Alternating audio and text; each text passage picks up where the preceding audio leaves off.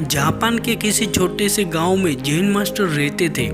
उसकी प्रसिद्धि पूरे देश में फैली हुई थी और दूर दूर से लोग उसे मिलने और अपनी समस्याओं का समाधान करवाने आते थे।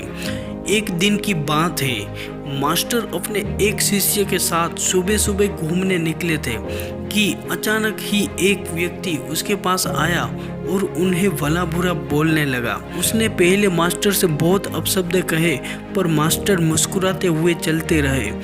मास्टर को ऐसा करता देख वे व्यक्ति और भी गुस्सा हुआ और उसके पूर्वजों तक अपमानित करने लगा, पर उसके बावजूद मास्टर मुस्कुराते हुए आगे बढ़ते रहे।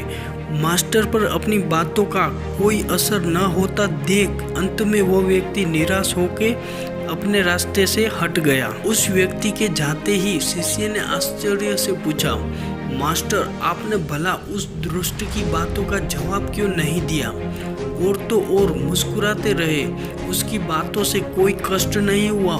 जैन मास्टर कुछ नहीं बोले और उसे अपने पीछे आने का इशारा कहा। कुछ देर चलने के बाद वे मास्टर के कक्ष तक पहुंच गए। मास्टर बोले, तुम यहाँ रुको, मैं अभी आया। मास्टर कुछ देर बाद एक मैला कपड़ा लेकर बाहर आए। उसे अपने शिष्य को देते हुए बोले, लो, अपने कपड़े उतार कर इन्हें पहन लो। कपड़ों से अजीब सी बदबू आ रही थी और शिष्य ने उसे हाथ में लेते ही दूर फेंक दिया। मास्टर बोले, तुम इन मैले कपड़े को नहीं ग्रहण कर सकते हो ना? उसी तरह मैं भी इस व्यक्ति द्वारा फेंके हुए अपशब्द को नहीं ग्रहण कर सकता। इतना याद रखो कि यदि तुम किसी के बिना मतलब भला बुरा कहने पर स्वयं ही क्रोधित हो जाते हो तो उसका अर्थ है कि अपने साफ सुथरे वस्त्र की जगह उसके फेंके फटे पुराने वस्त्र को धारण कर रहे हो।